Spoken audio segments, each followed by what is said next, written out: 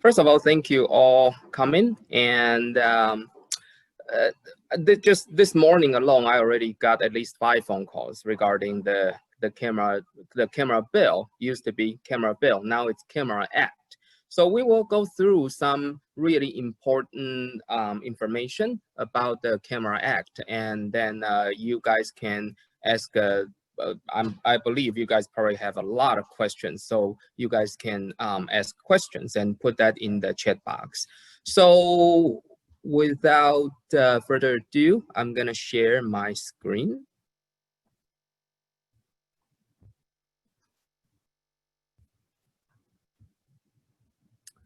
Okay, so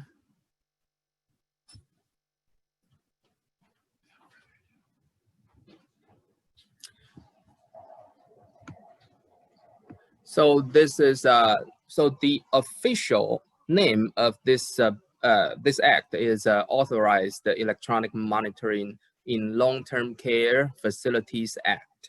So this is used to be a bill, and then this is my information. We will send you guys the PowerPoint, or we can actually simply just share that with you guys on our website. I don't know which route we're gonna take, but you guys will actually receive all the information that I present today if you guys like. And so camera bill, it was a House Bill 1387, and that was actually signed by the governor on July the 14th this year. And so now this bill is known as Authorized Electronic Monitoring in Long-Term Care Facilities Act. It became law on August 28th, 2020. And so since then, we've got a lot of questions. And since then, we also have a lot of updates from the state. And we will go through that today. Now, the actual law is here, this link. And I am gonna go to this is the link part. So this is the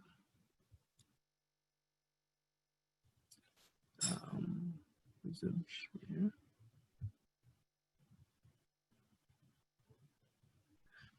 Can you guys see? Oh, resume new share. Okay, here. So here. Okay. So this is the law part. So if you actually click that link that I shared with you earlier on that slide, then you will actually come to this page. And if you come to this page, you need to kind of scroll down all the way to here. It actually says Authorized Electronic Monitoring in Long-Term Care Facilities Act. So as you guys can see, it starts from 198.610 all the way down to 198.632. And I do not really have a lot of time today to go through all these the law itself, but we will actually cover some really critical information during my presentation. Okay, so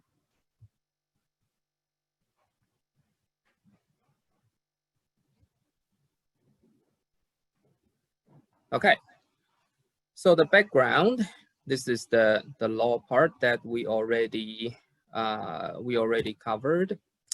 So the most important thing about this Camera Act is the consent form. There is an actual name for the consent form.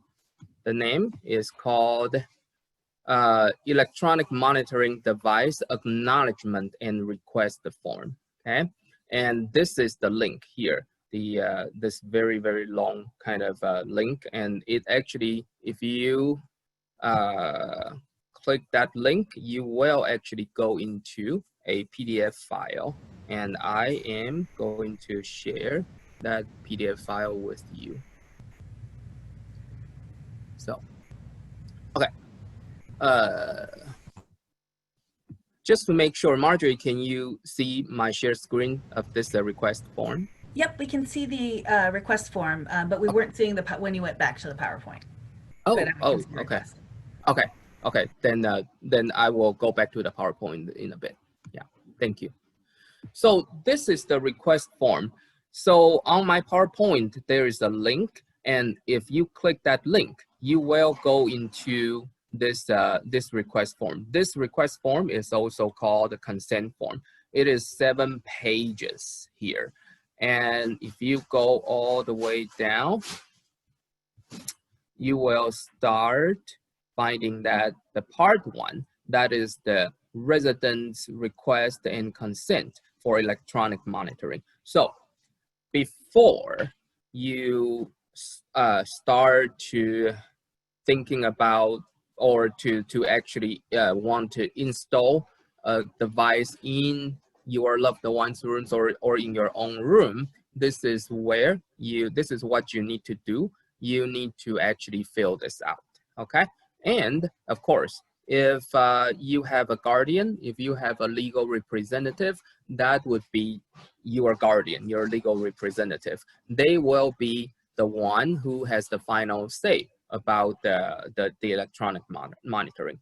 So throughout this entire you know, since we started, since the governors signed the bill, then we've got a lot of questions. What kind of device can we use, and can we do recording? Can we do just sound? So here is this one part that you guys can see. So you can actually choose and designate which kind of device or which function you want to have on your device. So it could be audio only, could be video only, could be audio and video both, okay? So you need to check that. The reason there is such a thing because every state is a little bit different, and some states they actually allow specifically certain kind of electronic monitoring device, but they don't allow, you know, other kinds. So that's why it's very important. You have to do this part, and then we in our state, it's the state of Missouri, we actually don't have any specific restrictions about what kind of device you can use. That's your own call, your option, okay? So if we keep going down, you sign that, and then the part 2 here, that is the roommate's consent to allow electronic monitoring. Or, you know, if roommate has a guardian or legal representative, then this part 2 is for them. So before any installation, your loved one, or the resident themselves, they have to complete the part 1. And if they have a roommate, the roommate has to complete this part 2, okay? And or their legal representative. And you know, if they are okay with the consent with this electronic monitoring device, then yes, I consent. And then keep going down. Now you are gonna encounter the part 3 here. The part 3 here is to revoke, okay? So I just changed my mind. So three months ago, I signed a consent, and then I decided that, well, that sounds like a good idea. But then 3 months later, I just realized that no, it's not a good idea, because I am so worried about my image. me going to bathroom, me changing my clothing, is gonna be recorded or someone's gonna see it. So I'm gonna revoke. So at any point of time, for any reason, if the roommate wants to revoke their consent, they can. There's no other questions. Okay, so they can just revoke their consent, and that's total 7 page here. So from here, I'm gonna go back to my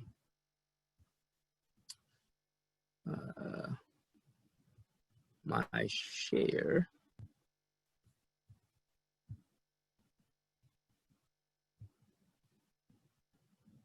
Okay, so that's the form that I was talking about. So earlier when I when I kind of missed it sharing, that's this part. The last part here is here's the law. This part, that's the part that I took you guys to kind of look at, and a lot of different clauses there.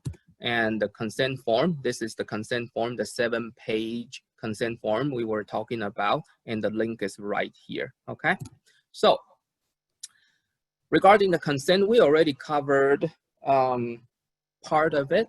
So, and I'm gonna go through each little point here, each bullet point here. So a resident, if they are not deemed incompetent, incapacitated, then they are their own responsible party, then they are the one that makes that decision to decide that they want to have a camera in their room or not. Okay, and the family members, any the sons, daughters, grandson, granddaughters, they can say whatever they want. Well, we want to protect the grandparents. We want to make sure they are well taken care of. Well, that is all good intention and for very good purpose. However, if it is not the resident's own decision, then there's nothing the facility can do that to make them put a camera there. That just cannot be done. Okay, it has to be the resident's own decision. Now, of course, if the resident has a guardian or an enacted legal representative, then that is for them to have that final say. Okay, and the second part, we have to have that consent form completed before the installation. Okay. The third bullet point, the roommate also has to get that done, has to complete that consent form before the installation. Okay.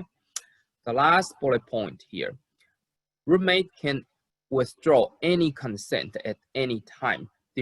And then they just use that same consent form that I just showed you guys, and that would be the part 3 they are using.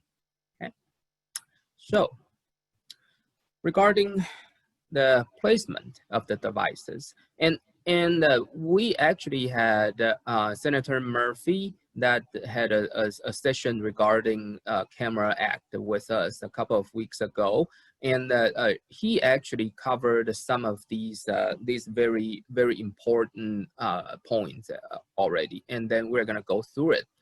So the first one, location. The camera's location must be open and obvious for everyone to see, okay? Visitors, residents, and staff. Second, it has to be mounted in a location that is fixed and stationary, and not somewhere that's, movable, rolling car, the chair, things like that. No, that's not safe, okay? Number 3, that camera needs to be placed in a direction that only focus focuses on the space of the residents that that requesting the installation. Okay, not to a common area, not to interfere with other people's personal space or privacy. Okay, so the last one here, the placement location needs to be safe for everyone, and you know, avoid, you know, causing tripping or bumping of heads, you know, incidents like that. In other words, no violation to pathways of safety. Okay, so pathways to safety, that is actually a state regulation.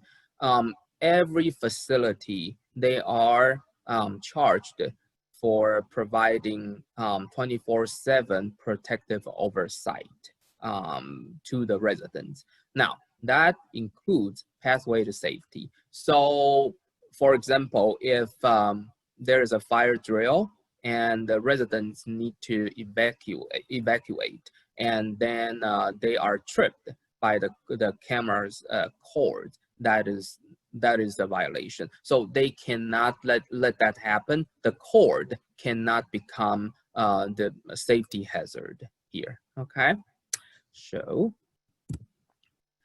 now a lot of times family members, they have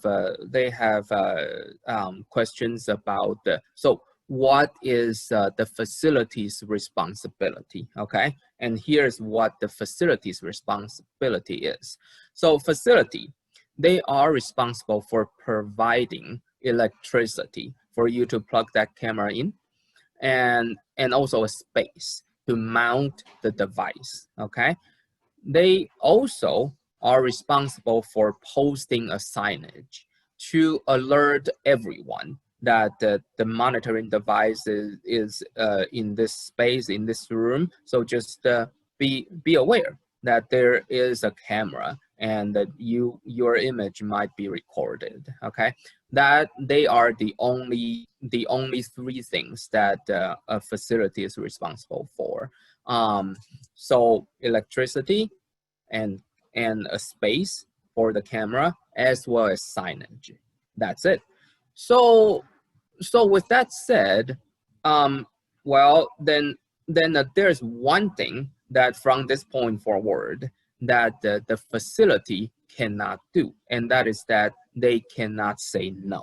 Okay, so when there's a request about installing a camera in a residence room, let's just assume that the request, the consent, everything is done, no problem there. The facility cannot say no.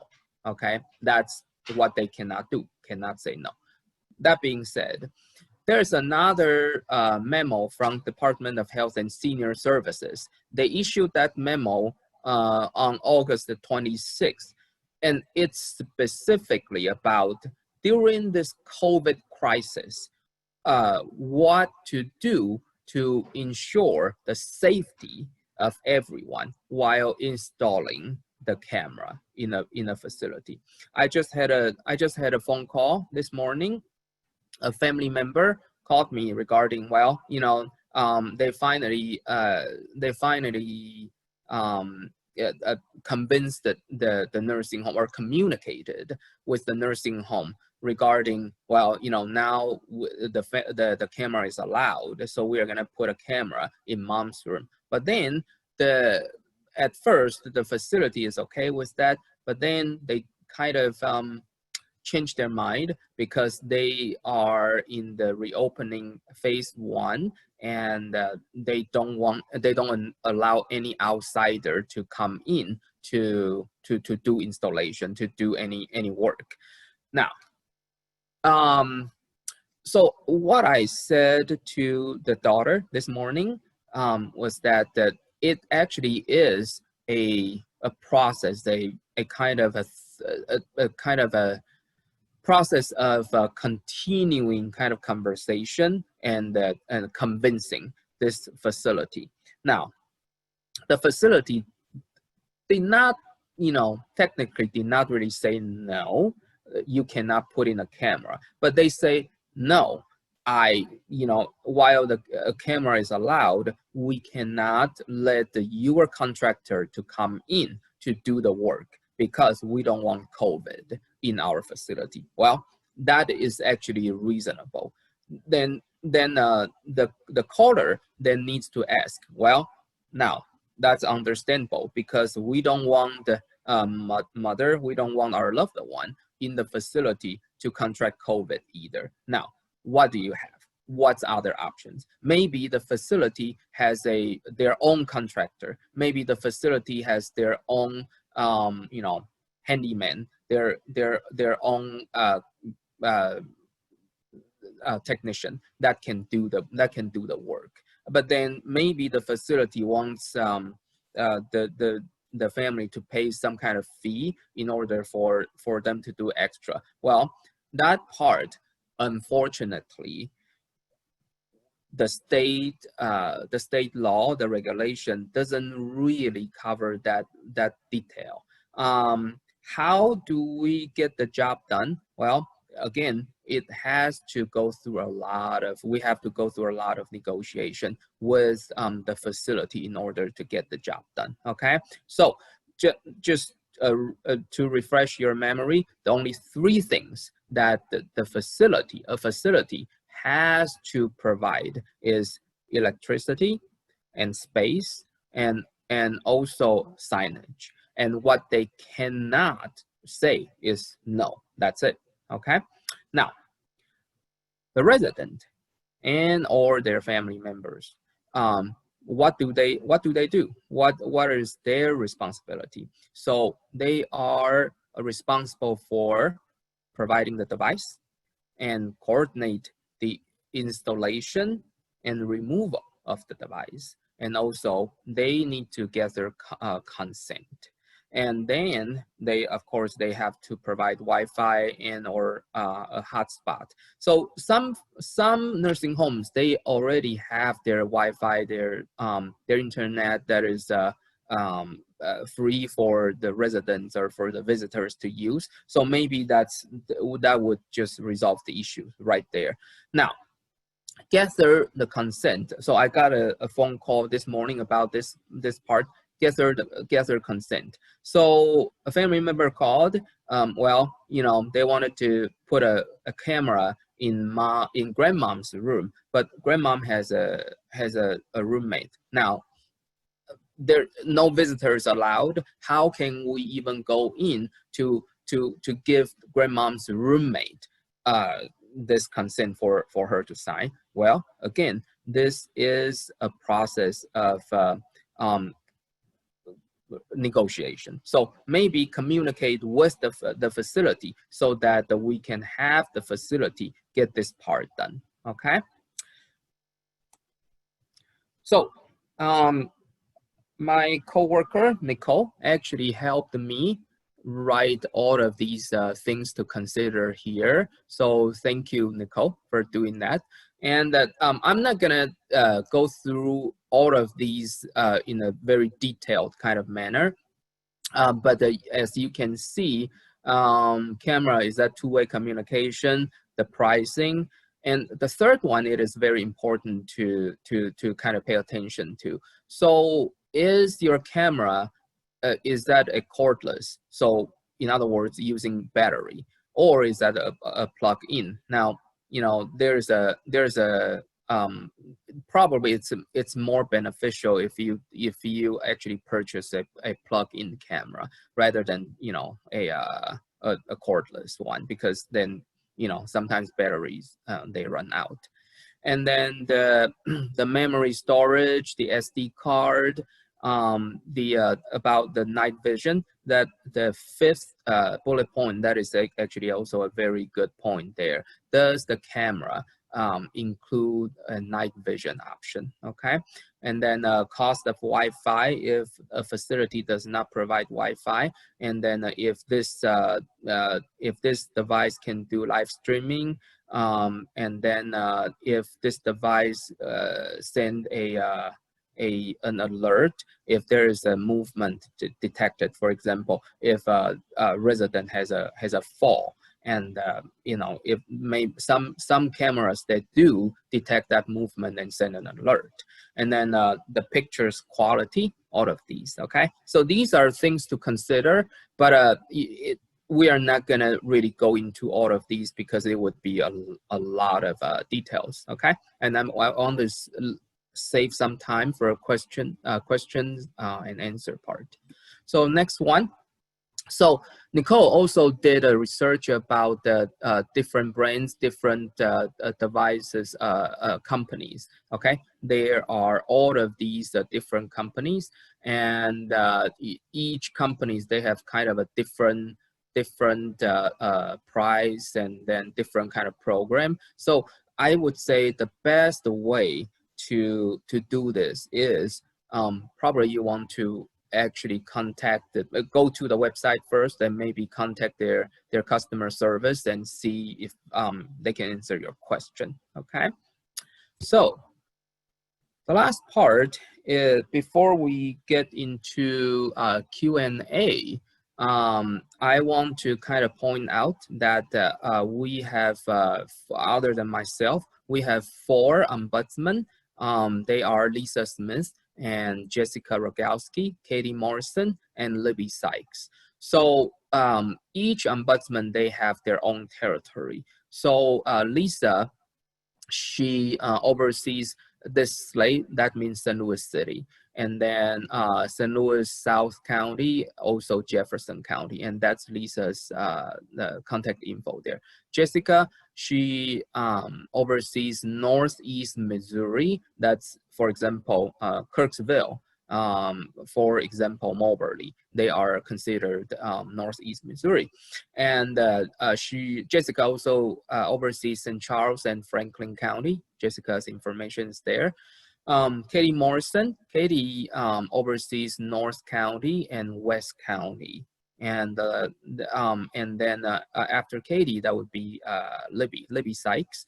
Her contact information is there, and Libby oversees Central County. And a lot of times people don't really know what Central County is. Central County is, let's say, part of Creve Coeur, part of Webster, and all the University City, they are considered the Central County. Okay, so any questions, feel free to call me, to email me. Any questions, feel free to just email your ombudsman that oversees your loved ones area. And then the last one on the bottom, that is Go-In. Go-In's contact info is there. So Go-In's program is called Voice Connect. If you have any questions, any needs regarding long-term care assistance, then Go-In is the person that you call or you email. Just email her, and then Go-In will send you long-term care related resources. Okay, for example, you need a memory care in West County. You need home health care aids for parents that still live in home. You need elder law attorneys that can apply to Medicaid for parents. So Go-In is your person to talk to. Okay, so I am in long-term care. Also, if you have any session ideas, things like that you think that we should be offering as part of our family education series, please let us know. Let me, Chien, and Megan know. We're really glad to do that. So I want to thank Chien for the great presentation today. I also want to thank Nicole for her great work in helping get this law across the finish line, along with all of the ombudsmen who went to advocacy days, who wrote their senators, everybody who was a part of that, and especially a woman named Martha Udaley, who was really the impetus of this law. She had an incident with her husband that we really think would have been better if there was a camera there.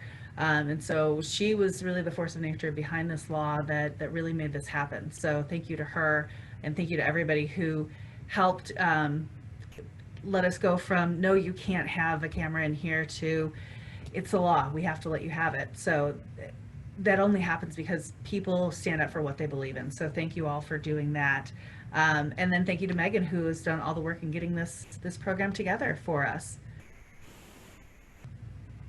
Thank And you, thank you all. Marjorie. We'll see you soon. Yeah. So see you soon.